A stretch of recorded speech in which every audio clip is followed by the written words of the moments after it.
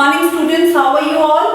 So last class we started with describing position. What we started? We started with describing position. अब इसको हम देखते हैं कि कैसे दो जगहों के बीच में डिस्टेंस फाइंड आउट करने के लिए पोजिशनिंग कैसे डिस्क्राइब होती है. ठीक है, हमने कहा था लास्ट टाइम, मैंने एक केस बताया था कि टीचर ने बच्चों के साथ एक एक्सकर्शन प्लान किया. एक्सकर्शन मतलब उन्होंने कहा हम साथ वाले पार्क में नियर बाय पार्क में एजुकेशनल विजिट के लिए जाते हैं, just to understand the things, कि आपको चीजें भी पता चलेगी, साथ साथ आपका पिकनिक भी हो जाएगा. ऐसे करना चाहिए ना. आप भी अपनी क्लास को बोलो कि हमें कुछ सिखाना है तो हमें बाहर, स्कूल से बाहर लेके जाएं, साथ कोई पार्क में लेके जाएं, कहीं पे भी लेके जाएं, so that we can learn so many things and two things will happen at the same time. हमारा एंजॉयमेंट और फन भी होगा एंड साथ साथ हम चीजें भी सीखेंगे. वो कहते हैं कि अब ये बच्चे हैं दीपा, अनीश, हरदीप, तंसीम, पद्मा और गार्डन. ये इन्होंने कहा कि हम ना location of bus stand, school, garden and house of Deepa and her friends. उन्होंने लोकेशन बनाई, ऐसे डिस्क्राइब करी पोजीशन की बस स्टैंड से लेके गार्डन तक. सबसे पहले बस स्टैंड है, फिर स्कूल है, फिर दीपा के सारे फ्रेंड्स का घर है और लास्ट में गार्डन है जहां पे वो गए for educational trip. Turn the page 88. Who do you think is correct? All of them are correct. Then why are their observation different? सबने कहा कि हम ऐसे पोजीशन को डिस्क्राइब करते हैं, बट सबकी ऑब्जर्वेशन डिफरेंट आई. क्या रीजन था उसके पीछे? They are locating the distances of the school and garden from their houses. If instead each of them had thought of distances from same object or point, the bus stand and their observation would have been same. When distances is started with respect to a fixed point or point, then this point is called reference point. जब कोई distance किसी एक point से start होता है तो उस point को क्या बोलते हैं? Fixed point और reference point. जब हमने कोई distance एक पर्टिकुलर जगह से स्टार्ट करना होता है उसको बोलते हैं फिक्स्ड पॉइंट और reference point. A few days later, Hardeep tell his friend excitedly, let us all go to the playground. Okay, the sports teacher wants her to draw the lines with chuna powder for making the kabaddi court for the sports day. Padma, we will need a longer tape. Deepa, let us first decide the point on the ground from which we will measure the distances to start the drawing the lines. Let us call this called. अच्छा, अब आपने drawing lines for kabaddi court. ये kabaddi is a game जो अब आजकल लोग नहीं खेलते, पहले खेलते थे. कबड्डी का कोर्ट बना रहे हैं और वो चौक से लाइंस ड्रॉ कर रहे हैं. तो वो कह रहे हैं हम एक रेफरेंस पॉइंट रखेंगे. देखो उन्होंने ऊपर से शुरू किया और रेफरेंस पॉइंट रखा. देखो बिल्कुल फिगर 5.11 सब देखें प्लीज एवरीवन. यहां से हमने अगर कोई चीज हमें कोई एक्यूरेटली ड्रॉ करनी है तो हम एक रेफरेंस पॉइंट रखते हैं जिसको बोलते हैं फिक्स्ड पॉइंट. क्या बोलते हैं? फिक्स्ड पॉइंट, जिसको बोला जाता है रेफरेंस पॉइंट. क्या बोला जाता है? Reference point. फिक्स पॉइंट और रेफरेंस पॉइंट. तो हम एक फिक्स पॉइंट रखते हैं और रेफरेंस पॉइंट रखते हैं. इस पॉइंट से हमारी एक्यूरेट मेजरमेंट स्टार्ट होती है और हम बनाते हैं चीजें और वापस हम उसी चीज पर आ जाते हैं. ये हम इसलिए करते हैं ताकि हमें पता चले कि हमने स्टार्टिंग कहाँ से करी है. जैसे हमने एक चीज शुरू करी, this is your fix point, यहाँ पर गए, इधर, देन इधर. This is the type of maze I am drawing और alphabet E I am drawing without taking my pen out. तो ये मेरा रेफरेंस पॉइंट होगा जहाँ से मेरी चीज स्टार्ट हुई. ठीक है, तो इस तरह से वो चौक से ऐसे कबड्डी या गर्ल्स जो है वो हॉपस्कॉच खेलती हैं, स्टापू करती हैं, तो वो भी ऐसे चौक से या किसी वाइट मार्कर से ड्रॉ कर सकते हैं, starting with the fixed point और reference point. After few days, Padma was traveling by bus to visit her grandparents in Delhi. She was eager to reach Delhi and was reading the kilometer stones on the side of the road. On one of the kilometer stone it was written Delhi 70 kilometer. Further on the next kilometer stone Delhi 60 kilometer. Each kilometer stone indicated to her that she was getting closer to the grandpa house. अब देखो ये सबको पता है, okay बच्चा। अब जब आप कहीं ट्रैवल करते हो, मान लो आप लद्दाख से कहीं जा रहे हो बाहर, लद्दाख से दिल्ली आ रहे हो या कहीं और जा रहे हो, तो जब आप ट्रैवल कर रहे होते हो तो आपको एक रोड पर, हर रोड पर कहीं पे भी आप ट्रैवल कर रहे हो, आपको ऊपर या तो साइन बोर्ड पर या रोड पर ही व्हाइट कलर का एक स्टोन सा पड़ा होता है जो फिक्स्ड होता है, जिसपे किलोमीटर्स लिखे होते हैं ना, वो बताता है कि आप जिस करंट पोजीशन पे हो, करंट जगह पे हो, उससे आपकी डेस्टिनेशन जहां आपने जाना है वो कितना दूर रह गया। ठीक है, जहां पे आप हो और जहां तक आपने जाना है वो कितना दूर रह गया है, वो स्टोन बताता है या ऊपर ग्लो साइंस या बोर्ड्स बताते हैं। तो वही कह रहे हैं कि पद्मा अपनी ग्रैंड पेरेंट्स के घर दिल्ली जा रही है, आप भी लद्दाख से दिल्ली जा रहे हो और आप बाय रोड जा रहे हो। ठीक है, बाय रोड जा रहे हो तो आप कार पे हो या किसी भी अपने व्हीकल पे हो, बस में हो, तो आप क्या देख रहे हो कि आपके जो ऊपर बोर्ड्स हैं उसमें दिखा रहा है अभी दिल्ली इज 70 किलोमीटर फार, फिर थोड़ा सा दूर आते हो तो वो कहता है 60 किलोमीटर फार, फिर थोड़ा सा दूर आते हो 40 किलोमीटर। ऐसे वो डिस्टेंस कम होता जा रहा है जैसे जैसे आप अपनी डेस्टिनेशन के पास जा रहे हो। Kilometre is the distance between the two places, तो वो डिस्टेंस कम हो रहा है जैसे जैसे आप इस जगह के नियर जा रहे हो। The kilometre stones indicate distance. What do such kilometer stones indicate? ये आपको आता है। If the kilometer stone reads Delhi 70 kilometers,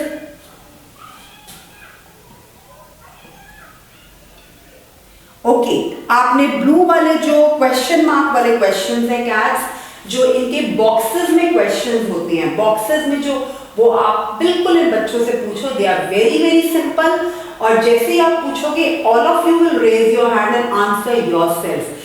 Definitely you can answer. Okay, now come to page number 90, moving things. Let us explore. Now this table has to be done in the class itself with the help of cats and student. Look around and prepare the list of 5 objects that are in motion and 5 objects that are at rest. 5 ऐसी चीजें देखो अपने आसपास, अपने surroundings में 5 ऐसी चीजें देखो जो मूविंग है और जो रेस्ट पर है, जो चल रही हैं और जो रेस्ट पर है। ऐसी 5 चीजें देखो।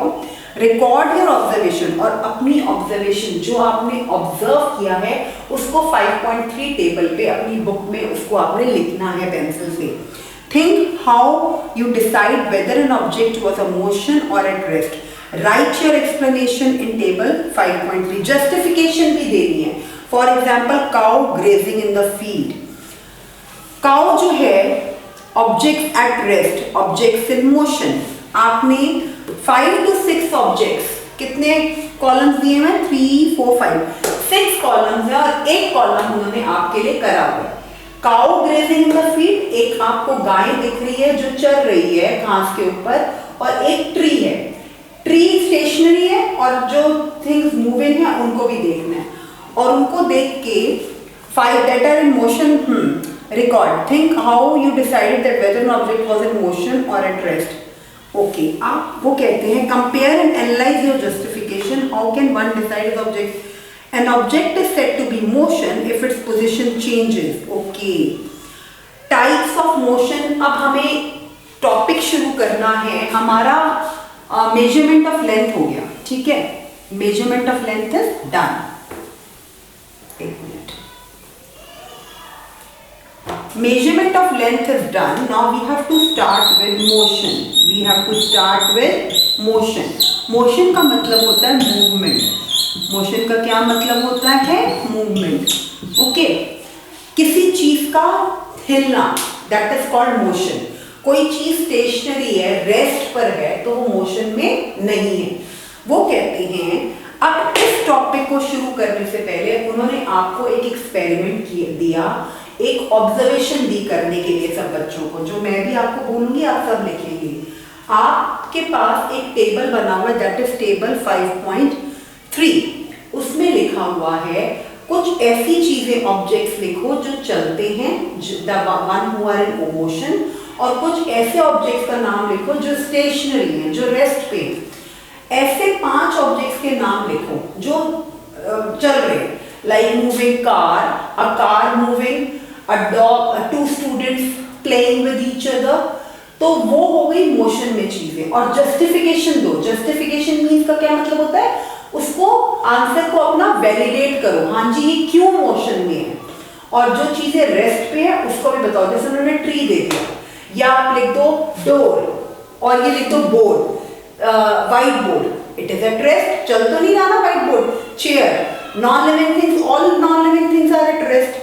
तो ये आपने एक 5.3 टेबल में ऑब्जर्वेशन लिखनी है और क्लास में कैट्स के सामने बतानी है कि ये चीज क्यों मोशन में है और ये चीज क्यों रेस्ट पे है, ठीक है। उसको करने के बाद कोई भी, फिर हम इस जस्टिफिकेशन पे, इस कंक्लूजन पे पहुंचेंगे कि कोई भी ऑब्जेक्ट मोशन पे तब होता है, an object is said to be in motion if it is moving. कोई भी ऑब्जेक्ट मोशन में तब होगा जब वो चल रहा है, जब वो चल रहा है, जब वो चलती हुई पोजीशन पे है। If its position changes with respect to the reference point with time.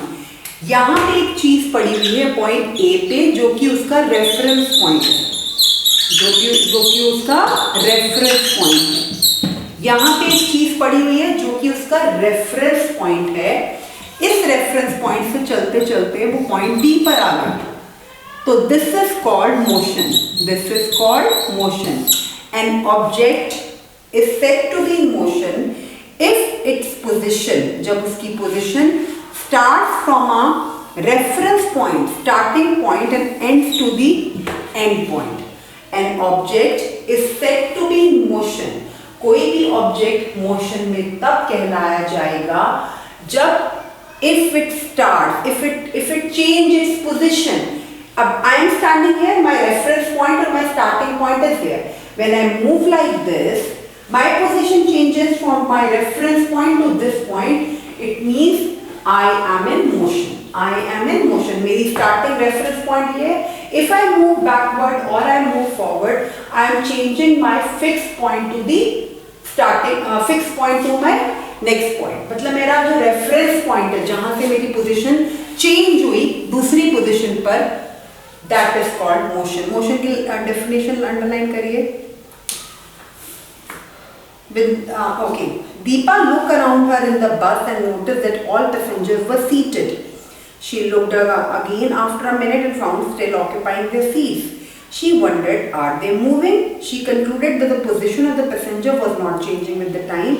Therefore, they were certainly at rest. When she looked outside, they felt were in position. She felt they were in motion as their position were changing with respect to things outside. The reference point is important in deciding whether the object is at rest or in motion. If Deepa considered herself or bus as a reference point, then passengers were at rest. An object outside the bus, say building, as a reference point, then passengers and the bus were in motion. Okay, very very important. Yellow box पे आइए, page 91 के 91 के yellow box पे जल्दी से इसको समझते हैं एक बार. Position at things at motion and things at rest. Things in motion and things in rest. Things in motion and things at rest. हमने दो चीजें समझनी है, जो चीजें मोशन में होती हैं और जो चीजें स्टेशनरी होती है, रेस्ट पोजीशन पे होती हैं. Deepa is a girl. She was traveling in the bus. ठीक है. सब, और उसने क्या नोटिस किया कि सारे लोग बस में बैठे हुए, सारे पैसेंजर सीटेड है, कोई भी खड़ा नहीं हुआ. She looked around again and minute and found it still occupying. थोड़ी देर बाद उसने देखा कि सब लोग वहीं बैठे हुए हैं. तो passengers are at rest in this situation. Passengers are at rest. क्योंकि वो अपनी सीट पे बैठे हुए हैं, तो इस टाइम पे पैसेंजर्स कौन सी पोजीशन पे है? रेस्ट पोजीशन पे. She wondered, are they moving? क्या वो चल रहे हैं? नहीं, बस चल रही है, ठीक है. She concluded that the position of the passenger was not changing with time. Passengers की पोजीशन टाइम के साथ चेंज नहीं हो रही. जो चीजें बस के बाहर हैं, for example therefore they were certainly at rest. However, when she looked outside, जब वो बाहर देखती है, for example building or a tree outside the bus, those things are at rest and bus is changing the position because reference point for example building है किसी जगह का और वहां से बस मूव हो गई थोड़ा आगे आई, that is means bus is in motion and passengers sitting inside the bus are at rest. When she looked outside, they felt that they were in motion. Their positions were changing with respect to the things outside. They felt, however, when she looked outside, जब उसने बाहर देखा, she felt they were in motion. जब वो अंदर देखती है, देखो दो चीजों में डिफरेंस है. जब वो बस के अंदर देख रही है, तो उसको लग रहा है they are sitting, they are at rest. But वही अगर वो बस के बाहर देखती है, तो passengers are in motion because उनका जो change from reference point they have changed their position. पहले वो वहां थे, अब वो वहां आ गए. No matter they are sitting in the bus and bus is moving, but passengers की भी अलग-अलग position हो रही है. If she sees them sitting inside the bus, अगर वो बस के अंदर उनको बैठा हुआ देख रही है, तो वो हर टाइम वो बैठे हुए हैं, तो it means they are at rest. But अगर वो उसको उनको बाहर के पॉइंट ऑफ व्यू से देखती है, अगर वो बस के बाहर के पॉइंट ऑफ व्यू से देखती है, तो बस चल रही है, तो मान लो अगर पैसेंजर्स का रेफरेंस पॉइंट उस टाइम ट्री था, तो बस चल के कितना आगे आ गई, तो मतलब उस टाइम पे पैसेंजर्स मोशन में है, मतलब वो वहां से यहां तक मूव हुए. They are not moving, but since they are sitting in the bus and bus is moving, so they are not at rest. They are in motion. But if they are sitting inside the bus, they are in position. Clear? Cats, please इस चीज को आप practically बताएंगे. For example, आप बस में बैठे हुए हो, आप विंडो सीट पे हो, जब आप बस के अंदर देख रहे हो तो आपके लिए पैसेंजर्स स्टिल हैं, रेस्ट पोजीशन पे हैं. बट अगर आप बस के बाहर देखते हो तो वो पैसेंजर्स उस पॉइंट से लेके उस, फॉर एग्जाम्पल जब आपने देखा खिड़की के बाहर, तब एक बिल्डिंग थी या ट्री था, थोड़ी देर बाद देखते हो तो वो उसके बाद उसको आपको एक रिवर दिखती है, मतलब उन पैसेंजर्स की पोजीशन ट्री से रिवर तक चेंज हुई. Though they are not moving, bus is moving, even then they have changed their position, so they are in motion.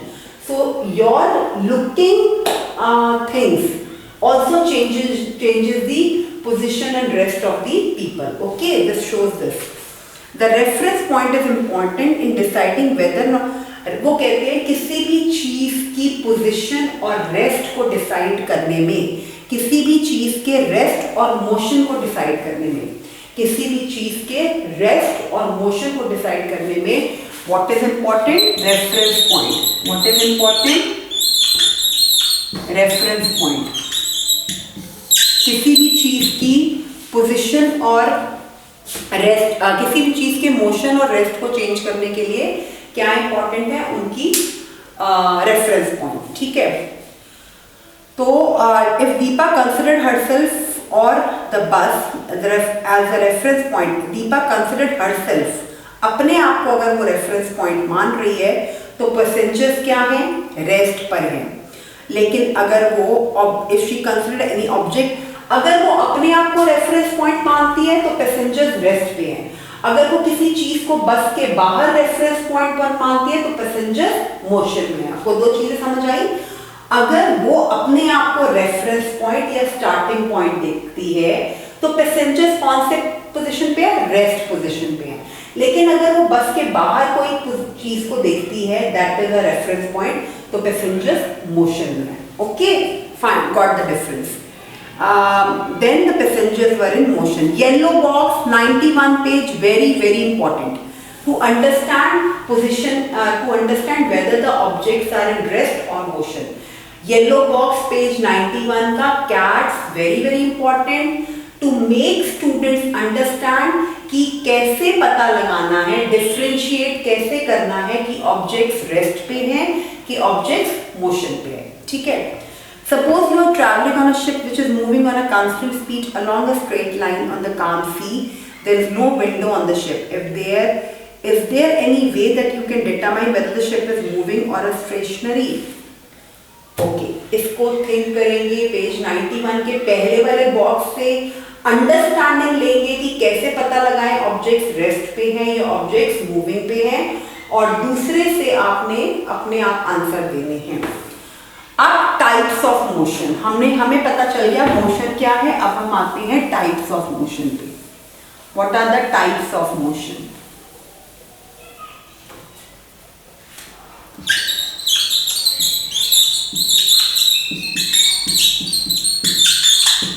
Okay, types of motion. Take an eraser and drop it from certain height. Pen लो और उसको फेंको थोड़ी ऐसे, just drop it from height. Okay, फेंक दिया, उसके बाद observe its motion. उसकी motion observe करो from reference point to the end point. Does it move along a straight line? When an orange drops from the tree, does it move in a straight line? Have you seen the Republic Day parade? Recall the march past of the students during the parade. Do they move on the straight line path? When a heavy box is pushed, it also moves along a straight line. When an object moves along a straight line, कोई भी object जब straight line के, जब भी कोई object सीधी गिरती है, जब भी object कोई सीधा move होता है, its motion is called linear motion. और but do things always when an object move along a circular path, its motion is called. Hold the outer end of the thread with your hand and whirl it. Observe its motion. Is the motion of the eraser the same? Okay. When the motion of any object is in the straight line, then it is called linear motion.